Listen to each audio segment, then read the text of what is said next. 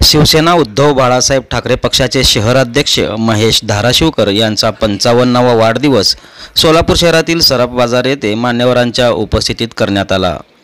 माझ्या वाढदिवसानिमित्त हार बुके न आणता छत्रपती शिवरायांच्या गडकिल्ले संवर्धनासाठी हातभार लावून शिवरायांचा जाज्वल्य इतिहास भावी पिढीस गडकिल्ल्यांच्या माध्यमातून प्रेरणा मिळावी यासाठी प्रत्येकाने हातभार लावावा असे आवाहन केलं होतं व त्या आवाहनास उत्स्फूर्त प्रतिसाद देत 50,000 रुपयांचा निधी जमा झाला। त्यासाठी मी सर्वांचे आभार मानतो अशी प्रतिक्रिया व्यक्त केली।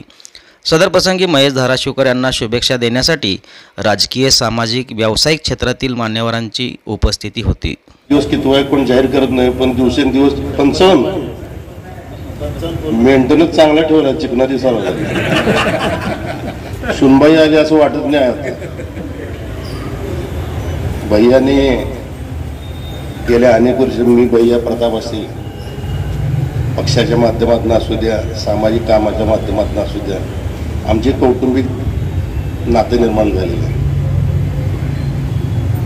प्रत्येक सुखदुःखात भैया प्रथम माझ्या आयुष्यात आलेला आहे। मी जास्त काय बोलणार नाही, मला जरा आशेपण असल्यामुळे मी सांगितलं, पण माझ्या अशा कार्यकर्त्याला, अशा पदाधिकाऱ्याला येणाऱ्या काळात आपण सुवर्ण संधी द्यावी आणि असल्या माणसाच्या पाठीमागे ठामपणे उभा राहावं। भैया मला वाटतं तू आता 2 विधानसभेचाच आहे दिसते शहर प्रमुख। एक मला वाटतं या शहराचा शहर प्रमुख नाही तर जिल्ह्याचं सुद्धा नेतृत्व करायची ताकद भैया धाराशिवकर। आमच्यातले काय जण दुसऱ्या पक्षात गेले, 10 वर्ष फिरले, परत आले, परत वर आमच्या डोक्यावर बसले। पण भैया असू दे, प्रताप असू दे, मी असू दे, संताजी ओळे असू दे, अनेक जण आहेत ही बी आमच्यातली शाखा परत निघाली, परसाई मिळाली असू दे।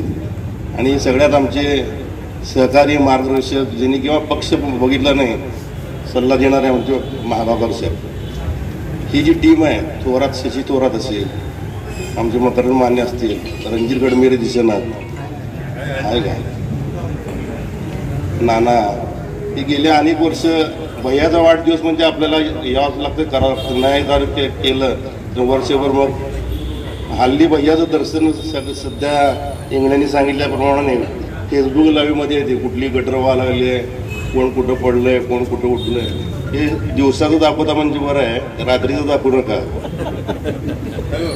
मी जास्त काय बोलत नाही, माझ्या या सहकार्याला उदंड निरोगी आयुष्य लाभू दे, त्याच्या मनातल्या इच्छा आकांक्षा सगळ्या पूर्ण होऊ देत, त्याच्या कुटुंबाचा उद्धार होऊ दे, एवढं आई तुळजाभवानी चरणी प्रार्थना करतो।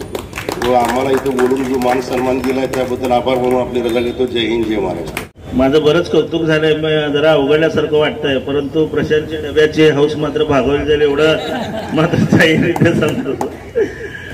आणि यंदाच्या वर्षी डीजेच्या ह्याच्यात केलं साहेब, कुठल्या मिरवणुकीला अडथळा आला नाही बरं का।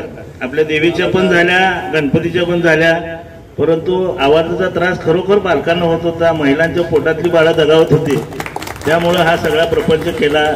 बरीच टीका मला सहन करावी लागली, परंतु मी माझ्या मतावर ठाम राहिलो, फक्त एवढ्यासाठीच की कुठल्याही मातेच्या पोटातल्या बाळाला धोका उत्पन्न होऊ नये। बाकी यंदाच्या वर्षी शिवदुर्ग संवर्धनला आम्ही जवळपास माझ्या सर्व मित्रांकडून 50,000 रुपये गोळा केलेले आहेत, ते आम्ही यावर्षी देत आहोत। यामागची कल्पना एकच आहे की छत्रपती शिवाजी महाराज जिथं वावरले, जिथं त्यांचा पराक्रम झाला, जिथं त्यांचा राज्याभिषेक झाला, अशी स्थळं वाचली पाहिजेत, टिकली पाहिजेत, त्यांचं संवर्धन झालं पाहिजे।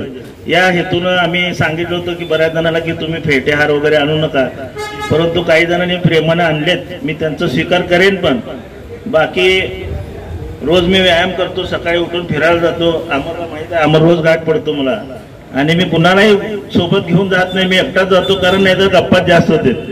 चहा कट्ट्यावर जातो, परंतु चहा सुद्धा मी क्वचित पितो।